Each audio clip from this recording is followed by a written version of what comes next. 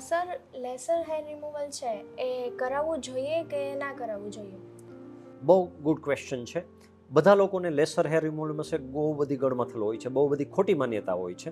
તો laser hair removal છે એક એવી ટેકનોલોજી છે કે જેની મદદથી પરમનન્ટલી વાળનો ગ્રોથ ઘટે છે. આ 100% સેફ ટેકનોલોજી છે કે જેની કોઈ સાઇડ ઇફેક્ટ્સ નથી. દાખલા તરીકે તમારી આંખ છે એની અંદર નંબર હોય તો એ લેસરની મદદથી આંખનો નંબર ઉતરી જતો હોય છે. જો આંખમાં લેસર થઈ શકતો હોય તો બોડીમાં લેસર થઈ શકે. એનાથી કોઈ કાળાશ નથી આવી જતી, કોઈ ડાઘ નથી થઈ જતા, કારણ કે આ લેસર છે એ પર્ટિક્યુલરલી તમારા વાળને જ ટાર્ગેટ કરે છે, એટલે એ સેફ છે. આ લેસર હેર રિમૂવલ છે અંડરઆર્મ્સમાં કરાવી શકાય, તમારા બિકિન એરિયામાં પણ કરાવી શકાય, સેન્સિટિવ પાર્ટમાં પણ કરાવી શકાય, ઇવન ફૂલ બોડીમાં પણ કરાવી શકાય. ફેસમાં તો એમ સમજો કે અત્યારના બધા જ લોકો છે જેને ફેશિયલ હેર, અપર લિપ્સ આવતા હોય છે, આઈબ્રોની બાજુમાં આવતા હોય તો એ લોકો લેસર હેર રિમૂવલ જ કરતા હોય છે. જૂનાગઢમાં મોટાભાગના લોકો જેને અંડરઆર્મ્સ છે તો એ અંડરઆર્મ્સ લેસર હેર રિમૂવલનો જ સહારો લેતા હોય છે. અને આ થ્રેડિંગ અને વેક્સ કરતાં સારી વસ્તુ છે.